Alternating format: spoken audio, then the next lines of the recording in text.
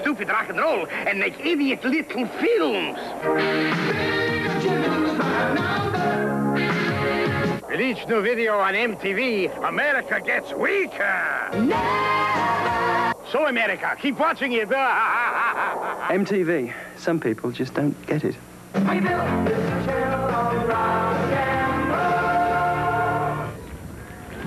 Welcome back live to Alamo Stadium, everybody. John Rook, along with MacArthur head coach John Osborne and D.W. Rutledge, the Judson head coach, maybe with a couple of words to say to the officiating crew here this afternoon. I'm not quite clear on what he may have had a beef about, but whatever the case is, here's Judson Rockets with a superb performance in the first half and withstanding a late, furious Holmes rally that ended up putting 8 points on the board for the Huskies. Nevertheless, the Rockets lead here at halftime, 21-15, Coach. Well, John, you know, this first half, boy, the big plays have really been evident, both in, offsides, fumble recoveries, the big long pass, the great return on the kickoff. There's just all kinds of things, and they're big plays. You know, the fans here at this stadium are going to go home with their old minds, kind of boggled after a ball game like this because it is so exciting. You know, we mentioned right at the top of the broadcast that it was 23 years ago to this day, November 29, 1963, when at this very site, Alamo Stadium, those that were there witnessed perhaps one of the most talked about high school football games in this nation's history, the Lee versus Brackenridge game with Linus Baer against Warren McVeigh, and that one ended up 55-48 in the favor of the Lee Volunteers. And we talked about in the beginning of the game today how this game could stand in comparison to that, and I don't think we've seen anything to indicate otherwise this afternoon thus far. Well, so far you've seen both ball clubs been able to come back from adversity during the first half and, come right back and score against their opponent.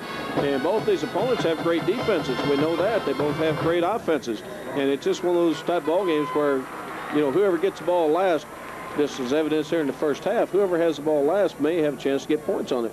Well, it started out to be all Judson this afternoon, as one of the keys we talked about in the pregame was the fact that the Rockets really needed to worry about ball control. They had to just flat out hold on to the football and keep it out of the hands of Wilbur Odom and the potent Husky offense. Well, they got out to the 14-0 lead and actually made it 14-0 with 9:22 left to go in the first quarter on a 1-yard run by the quarterback Robert Felton. And that is when the Holmes Huskies began to get things in gear with an 80-yard march of their own.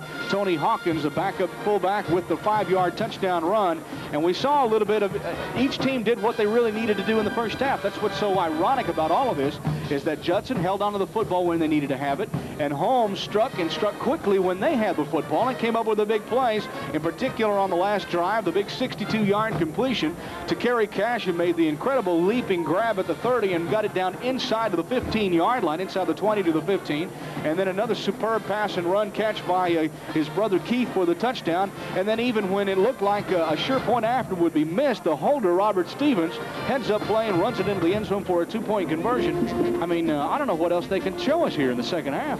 John, I think we've seen it all so far. You brought up an interesting point, the 2-point run for Robert Stevens on the fumble snap, whatever. And he had to pick it up and run it in on the last touchdown. Those 2 points might come into play as a pretty big item later on in this ball game. Well, it very well could, and we will keep an eye on that throughout as the Holmes band and drill team performing here at halftime at Alamo Stadium. We're going to take a short time out, and we'll come back with more halftime festivities, stats, and interviews coming up next. Stay right with us.